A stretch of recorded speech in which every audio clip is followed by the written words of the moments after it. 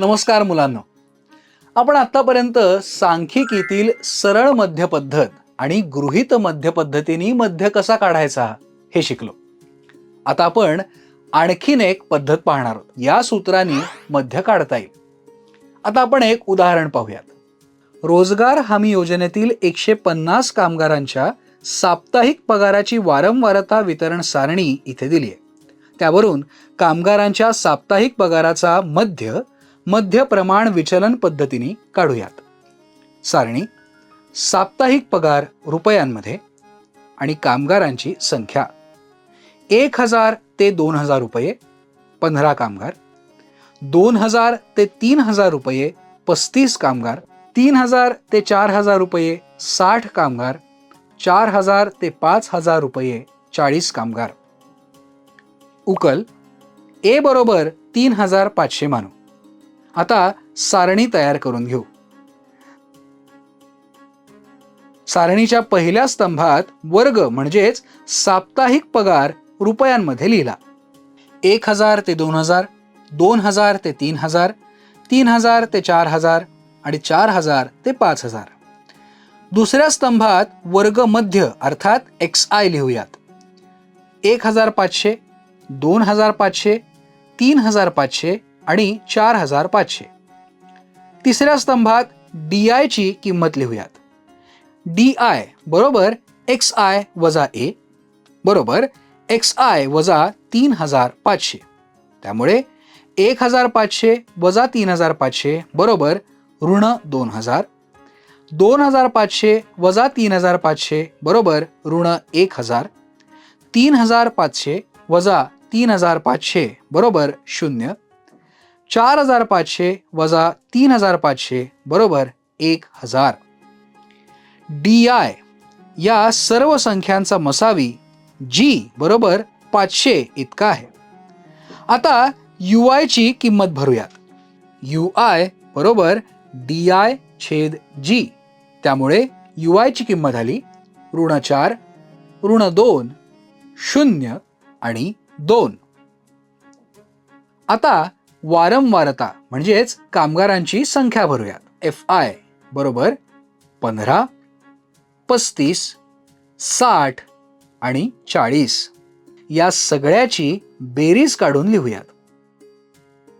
आता FI गुणिले UI ही किंमत काढून सारणीमध्ये भरूयात. ऋण 60, ऋण 70, 0 आणि 80. आता बेरीज करूयात. समेशन FI UI बरोबर ऋण 50. आता UI चा मध्य U बार बरोबर समेशन FI UI छेद समेशन FI बरोबर ऋण 50 छेद 150 बरोबर ऋण 1/3 बरोबर ऋण 0.33. X बार बरोबर A अधिक U बार गुणिले G या सूत्रात या किमती भरून उकल काढूयात. बरोबर 3500 अधिक ऋण 0.33 गुणिले 500 बरोबर 3500 अधिक ऋण 165 बरोबर 3500 वजा 165 बरोबर 3335. म्हणून कामगारांच्या साप्ताहिक कमाईचा मध्य 3335 रुपये इतका आहे. या पद्धतीत मध्य काढण्याची आकडेमोड खूपच लहान संख्यांवर करावी लागते. तसंच काही संख्या ऋण तर काही धन असल्यामुळे एकूण बेरीज अजूनच लहान येते. ज्यावेळी मोठ्या संख्या उदाहरणार्थ राज्यांची किंवा मोठ्या शहरांची लोकसंख्या याविषयी गणित असतात, लाखातील आकडे असतात, त्यावेळी ही खूपच सुटसुटीत आणि सोपी पद्धत अत्यंत उपयोगी ठरते. सोडवलेलं उदाहरण पाहूयात.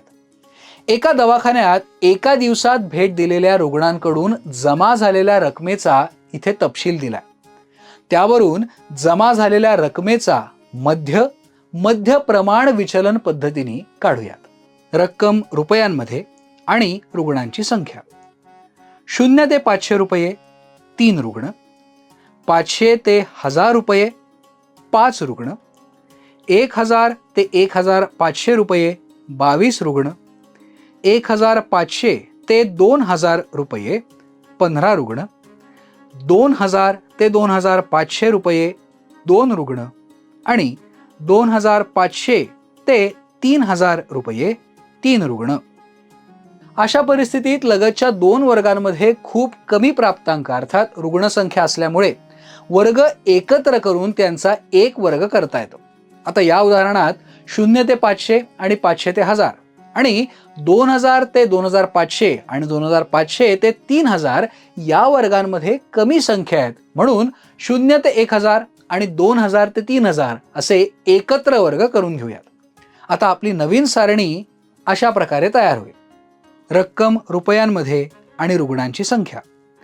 0 ते 1000 रुपये 8 रुग्ण, 1000 ते 1500 रुपये 22 रुग्ण, 1500 ते 2000 रुपये 15 रुग्ण आणि 2000 ते 3000 रुपये 5 रुग्ण.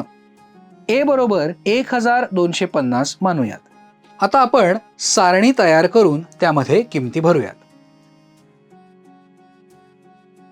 पहिल्या स्तंभात वर्ग अर्थात रक्कम लिहून घेऊयात, ही रुपयांमध्ये.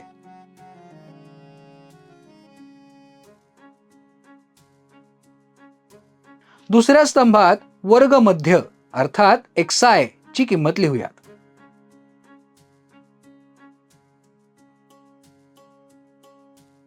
तिसऱ्या स्तंभात DI ची किंमत लिहूयात.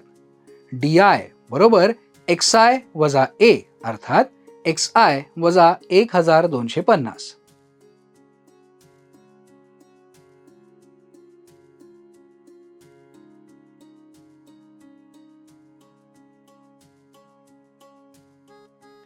DI वरून सामायिक विभाजक G बरोबर 250 येतो. UI बरोबर DI छेद G. पुढील स्तंभात वारंवारता अर्थात FI ची किंमत लिहूयात.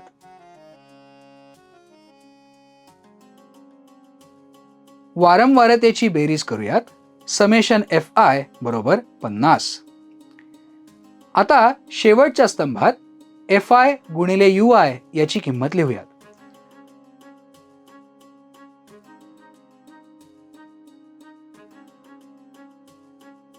समेशन FI UI बरोबर 31.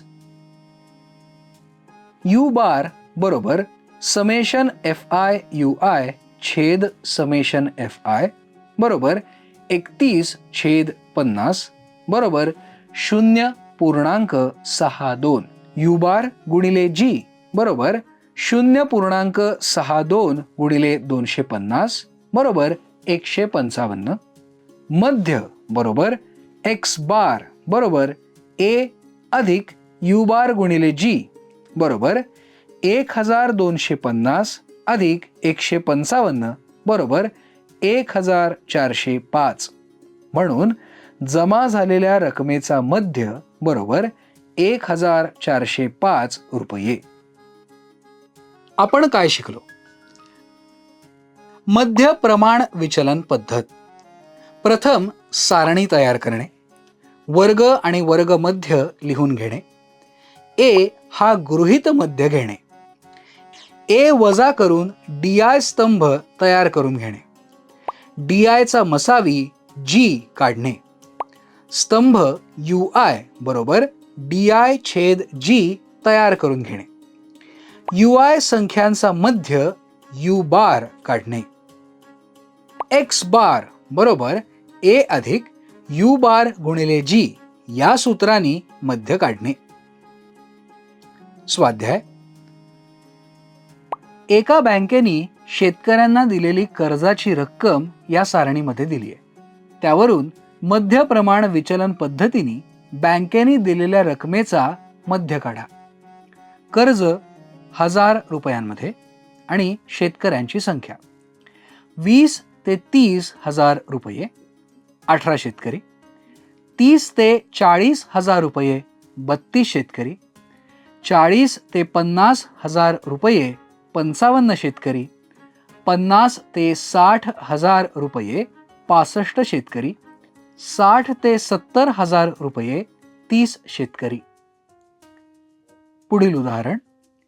एका शाळेतील 10वीतल्या 5 तुकड्यांमधील मुलांना मिळालेल्या गुणांच्या टक्केवारीची माहिती पुढील सारणीत दिली आहे.